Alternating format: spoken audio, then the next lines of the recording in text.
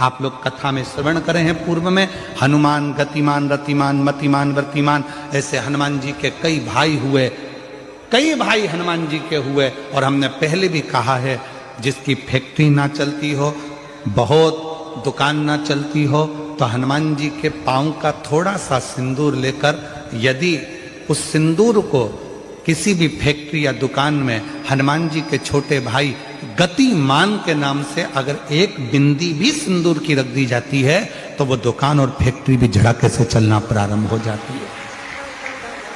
गतिमान हनुमान जी के छोटे भाई, एक हनुमान जी के छोटे भाई हैं मतिमान। जब व्यक्ति डिप्रेशन में जाता है, एकाग्र चित्त नहीं रह पाता है, पढ़ने बैठता है पर एकदम मन नहीं लग पाता है, तो मतिमान का स्मरण किया जाता है, हनुमान जी के तीसरे नंबर के भाई का, मतिमान। और कहते हैं एक दुर्वा यदि मतिमान के नाम से शंकर भगवान की शिवलिंग पर चढ़ा दी जाए और उसी दुर्वा को वापिस लेकर आया जाए, अंधेरा होने से पहले, सूर्य अस्त होने के पहले, शाम के प्रदोष के पहले यदि उस दुर्वा को उस व्यक्ति को चबा चबा कर खिला दो, तो डिप्रेस हो रहा है, डिप्रेशन में है, चिंता में है, टेंशन में है, और उसका विवेक काम नहीं कर रहा, बुद्धि स्थिर नहीं हो पा रही है, या पढ़ने में मन नहीं लग पा रहा है, तो उसको आप एक दुर्वा मतिमान, हनुमान जी के तीसरे नंबर के भाई मतिमान के नाम से अगर खिला देते हैं, तो उसकी बुद्धि केंद्रित होना प्रारंभ हो जाती है और वो डिप्रेस से हटना प्रारंभ हो जाता है, मन स्थिर होने लगता है। मतिमान।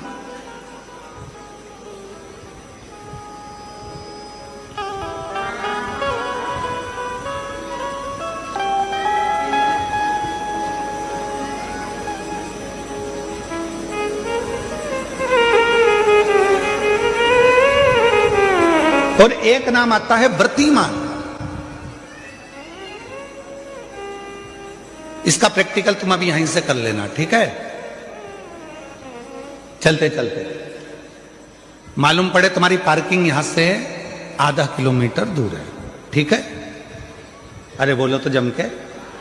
आधा किलोमीटर दूर तुम्हारी पार्किंग है और तुम्हारी उम्र लगभग बहुत हो गई, मालूम पड़े तुम थोड़े वृद्ध हो गए हो और तुम्हारा घुटना दुख रहा है, तुम्हारी कमर दुख रही है, चलते चलते बड़ी मुश्किल से तुम कथा स्थल तक पहुंचे हो। अब मन में आ रहा है कि मुझे वापस पार्किंग तक जाना है, कैसे जाऊंगी, पाँव तो दुख रहा है। तो एक काम आज चलते चलते करना कि कहीं सीवर वाला महाराज झूठ तो नहीं बोल रहा है, तो प्रैक्टिकल करके जाना। क्या करोगे? यहां से जाते समय आप जब जा रहे हो और आपके शरीर का कोई अंग जब दुख रहा है, तो श्री शिवाय नमस्तुभ्यम कहकर श्री व्रतिमान हनुमान का स्मरण कर। किसका स्मरण करना है? जम के बोलो, व्रतिमान हनुमान। व्रतिमान हनुमान का स्मरण करके कहीं पर भी बैठकर अपने पांव की छोटी वाली जो उंगली है उसको जम के दबाना, और दबाने के बाद चल देना। जिस जगह पर भी दर्द हो रहा होगा, मेरा बाबा आपको मंजिल तक पहुंचाएगा, दर्द होने नहीं देगा। कल नहीं करना, प्रैक्टिकल आज ही करना। काल करे सो आज करे।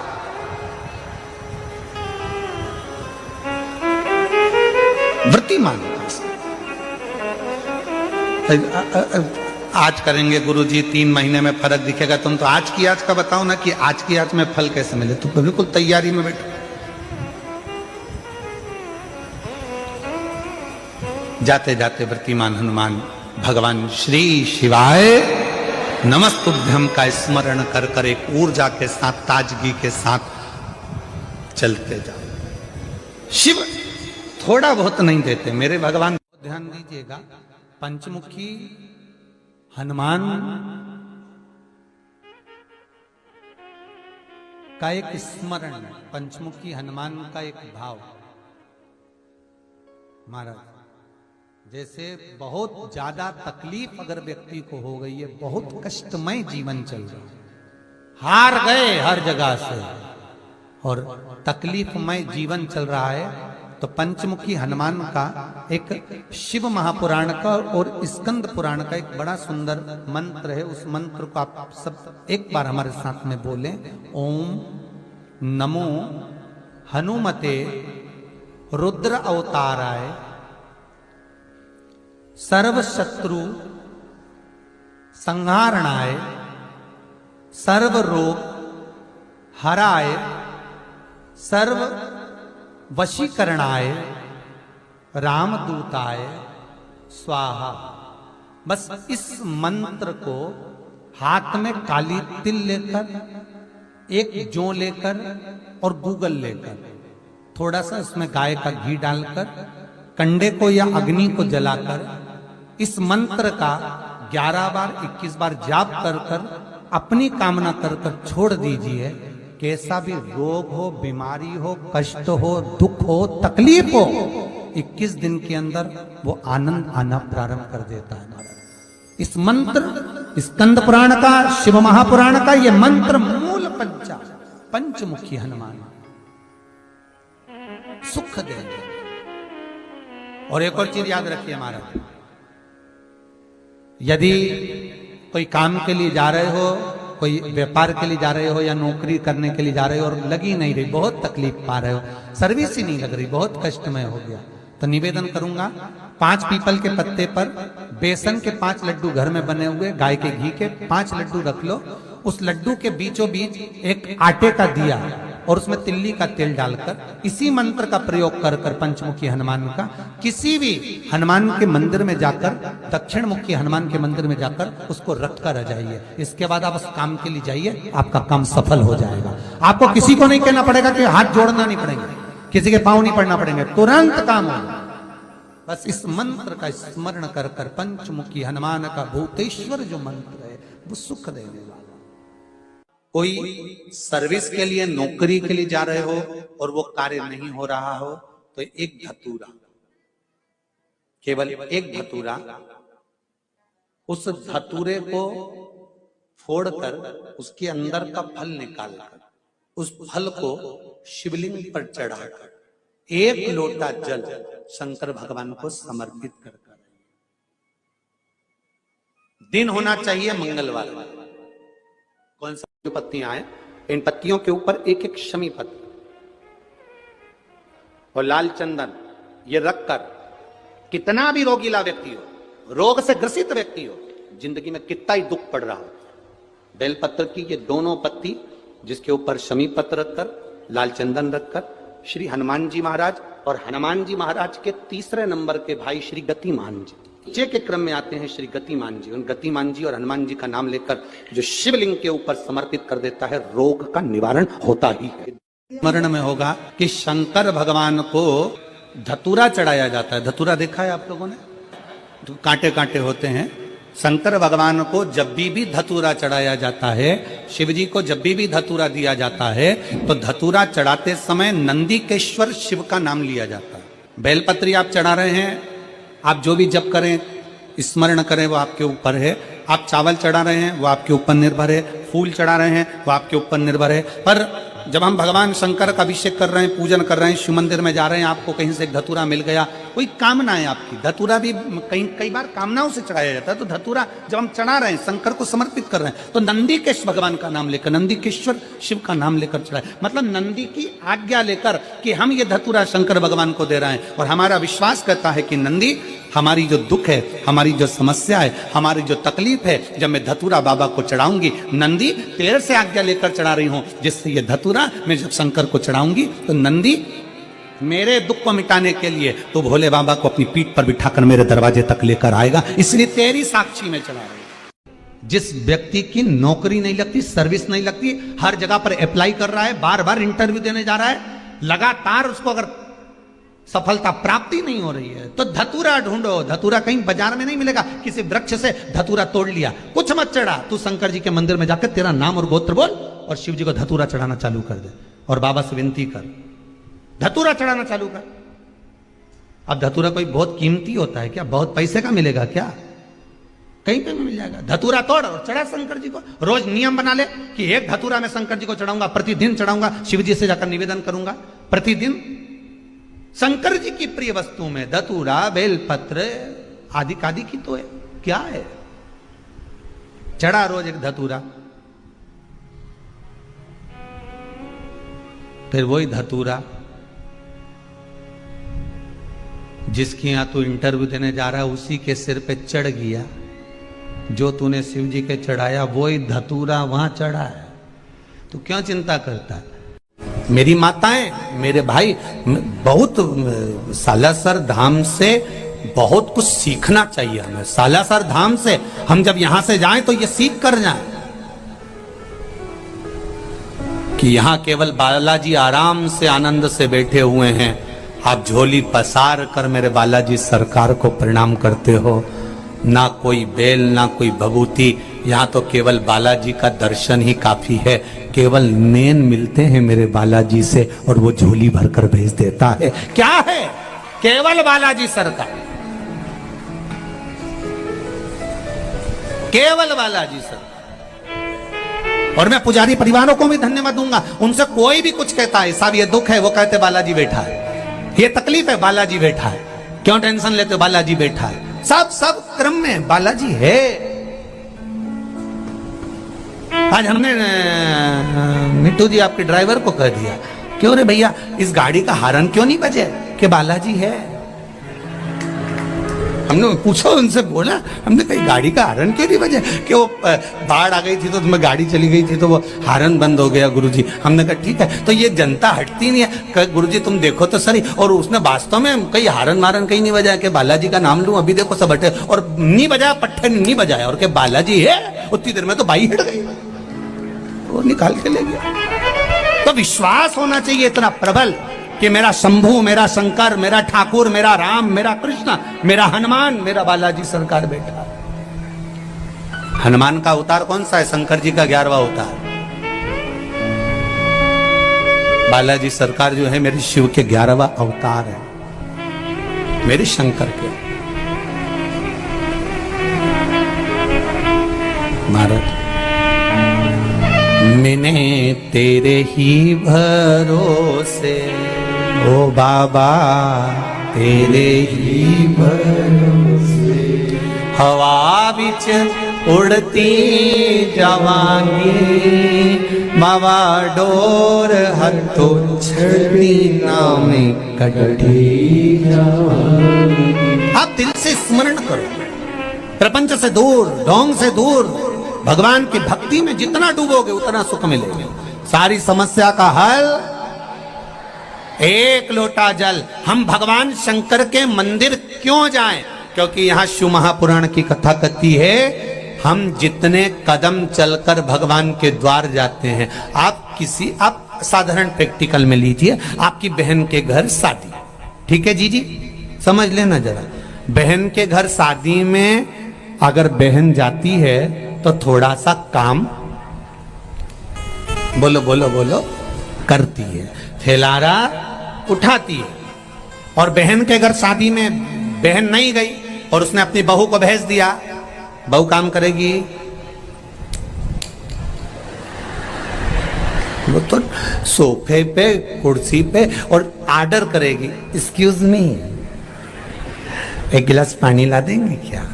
तो छोटा बच्चा भी कह देता, आंटी आप क्यों नहीं चली जाती, तू ला दे ना बेटा। फिर वो लाई। अच्छा एक्सक्यूज मी तो ऐसे बोलते हैं जैसे ये पूरा, ये एक्सक्यूज मी और कहीं काम क्यों नहीं आता? मालूम पड़े पढ़ा लिखा व्यक्ति खूब पढ़ा और इसके पीछे पड़ जा कुत्ता, और वो कुत्ता के सामने बोल excuse me please please please. कुत्ता सुने प्लीज कि एक्सक्यूज मी। अरे कुत्ता को भगाने के लिए डायरेक्ट हट, तब भगे। तुम पढ़े लिखे हो, कुत्ता थोड़ी ना पढ़ा लिखा। Excuse me please please don't touch please please excuse me. कुत्ता को क्या मालूम कि तू प्लीज प्लीज करे? कुत्ता को भगाना है तो डायरेक्ट बोलना पड़ेगा अपनी गांव खेड़े की भाषा में, हट। तो कुत्ता तुम सोचो विचार। बहन के घर शादी में बहन गई तो थोड़ा फैलारा उठाएगी, काम करेगी, बोलो सही है कि गलत है, काम संभाल लेगी। और बहन के घर शादी में बहू गई तो वो फैलारा वैलारा नहीं उठाएगी, वो थोड़ा बहुत उठाई तो उठाई, नहीं तो वो तो डेंटिंग पेंटिंग करके बैठी बस। अब तुमने अपनी बहन के घर शादी में अपनी बहू को भेजा था, तो अगली बार वो क्या करेगी, वो भी अपनी बहू को भेजेगी। तुम अगर जाती तो वो भी तुम्हारे घर आती। उसी तरह तुम सालासर बालाजी की कथा में गए हो, शिव महापुराण की कथा में, तो ये पक्का है कि बालाजी और शंकर जी तुम्हारे यहां भी आएंगे जरूर, ये निश्चित। और तुमने अगर अपनी बहू को भेज दिया तो शंकर भगवान भी कह देंगे, हनुमान जी प्रभु यमराज को भेज दे। इसने भी तो अपने रिश्तेदार को भेजा था, उसमें कौन सी दिक्कत वाली बात है, अपन अपने रिश्तेदार भेज दो। और देखो सास आती, बहन के घर बहन आती तो फैलारा उठाती, अगर तुमने अपने रिश्तेदार भेजे तो उसने भी अपने रिश्तेदार भेज दिया। अब भगवान को बुलाते तो भगवान तुम्हारा फैलारा उठा लेता।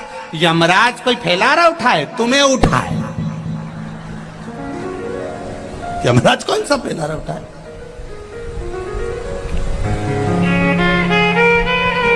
पाड़े की पूंछ से बांधेगा, एकदम ब्लैक, काला, बड़े दांत, मूछे, जोरदार मुकुट, खूब मुस्कुराएगा, चेहरे पर कुछ नजर नहीं आएगा, केवल दांत वाइट कलर के दिखेंगे। यमराज इतना सुंदर है, एकदम ब्लैक ब्यूटी, इसके सिवाय कुछ, इतना सुंदर। और पाड़ा भी काला, बहुत समझने वाली बात है, बहुत समझने वाली बात। पहले गौ माता की पूजन होती थी, गाय की सेवा होती थी, लोग गाय को पालते थे। आज के जमाने में लोगों ने गाय पालना बंद कर दिया, भैंस रखना चालू करा। हमने एक दो लोगों से पूछा, क्यों रे तुमने गाय क्यों कम कर दी, कि दूध पतला देती है, भैंस झाड़ा देती है। अच्छा, गाय दूध कम देती है, भैंस अरे बोलो जम के ज्यादा देती है। तो अब तुम एक प्रैक्टिकल करके देखो, गाय का छोरा बछड़ा, बछड़े को कहते हैं बैल, बैल को कहते हैं नंदी, नंदी पर कौन बैठता है, बोलो बोलो जम के बोलो, शंकर भगवान। अगर तुमने गौ माता की सेवा करी तो नंदी ने शंकर जी से कहा, इसने मेरी माता की बहुत सेवा करी, इसको बैकुंठ छोड़ आओ। शंकर भगवान बोले ठीक है। अब तुमने पाली भैंस, अब तुम क्यों हंसे, मैं तो कुछ बोला ही नहीं। अब भैंस का छोरा पाड़ा, और पाड़ा पे बैठा, और पाड़ा ने यमराज से कहा, इन्हें मेरी माँ को खूब नवाया पानी से, इके भी उठा के लिया।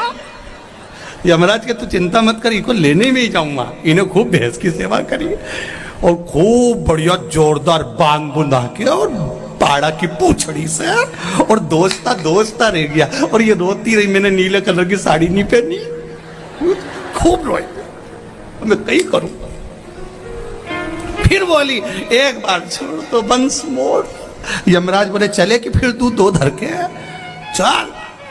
कितनी की थी, सुराना जी ने कथा कराई सालासर जी में, पहले से सूचना दी थी कि 5 दिन की कथा है, 5 जोड़ी अच्छी अच्छी निकाल ले, और नहीं पहनी तो मैं कहीं करूंगा।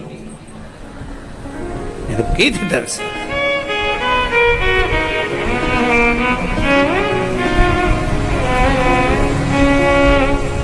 अब विचार करें कहां गति है हमारा। ये करुणा तेरी दया जरूर होगी, ये निश्चित है,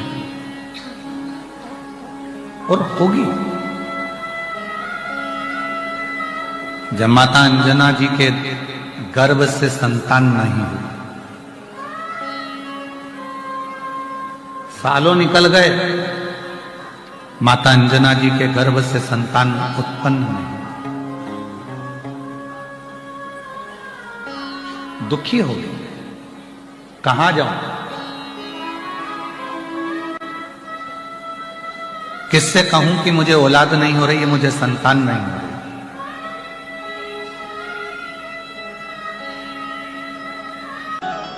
किससे निवेदन करूं, किससे प्रार्थना करूं? तो केसरी बाबा ने कहा, एक बेटी अगर अपना दुखड़ा किसी से कह सकती है तो वो अपने बाप से कह सकती है, अपने पिता से कह सकती है।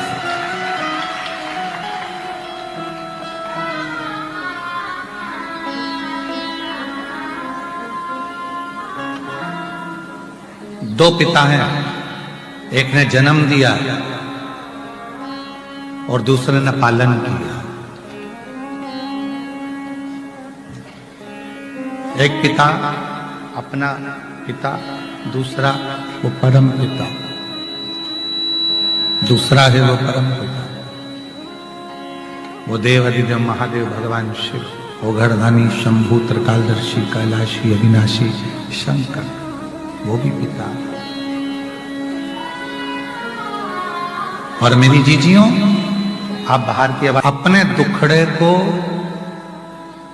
अगर कहना है तो एक बार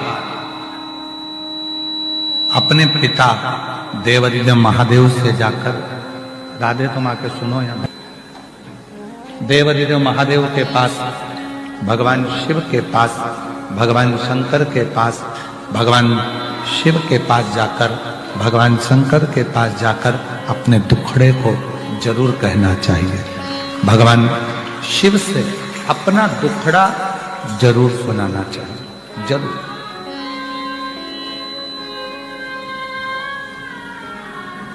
आप लोगों से निवेदन है कि शिव जी को अपना पिता मानो। क्या मानना है? पिता मान लिया, अपना बाप मान लिया। जिस दिन शंकर भगवान को अपना पिता मान लिया, उस दिन शंकर भगवान अपनी बेटी को जिंदगी में कभी दुखी नहीं देख सकते। जब अशोक सुंदरी का विवाह किया मेरे शंकर भगवान ने, और अशोक सुंदरी का जब विदा किया, अशोक सुंदरी की जब विदाई करी गई, अशोक सुंदरी जब जा रही थी, तो पिताजी ने अशोक सुंदरी को विदा करते करते कहा, अशोक सुंदरी ने कन्यादान में अपने पिता से वचन लिया है। पाणी ग्रहण संस्कार करते समय, पाणी ग्रहण संस्कार मतलब पानी, जब कन्यादान होता है तो पिता, पाणी ग्रहण संस्कार जब होता है उस समय पर पानी चढ़ाते हुए अपने पिता से संकल्प लिया है अशोक सुंदरी ने। अशोक सुंदरी ने संकल्प लिया, और अशोक सुंदरी ने संकल्प लिया कि पिताजी, संसार की कोई भी बेटी भूल से भी अगर आपके मंदिर में जल चढ़ाना प्रारंभ कर दे, उसको आप बेटी स्वीकार कर कर उसके दुख को मिटाना प्रारंभ कर देना। ये अशोक सुंदरी ने वर मांगा। शिवाय नमस्तुभ्यं, हर हर महादेव। 3 फरवरी फागुन मास मंगलवार। अगर संतान संपत्ति, व्यापार वृद्धि, रोग मुक्ति हेतु हनुमान जी का इस वीडियो में बताए गए उपायों को अवश्य करें तथा हनुमान जी के भाई गतिमान के एक पैर जो उठा रहता है उस वहाँ का सिंदूर ला करके अपने व्यापार में अगर उसकी बिंदी लगा दी जाती है गतिमान के नाम से, तो व्यापार में वृद्धि होती है। तथा यह उपाय आप लोग अवश्य करें। हर हर महादेव।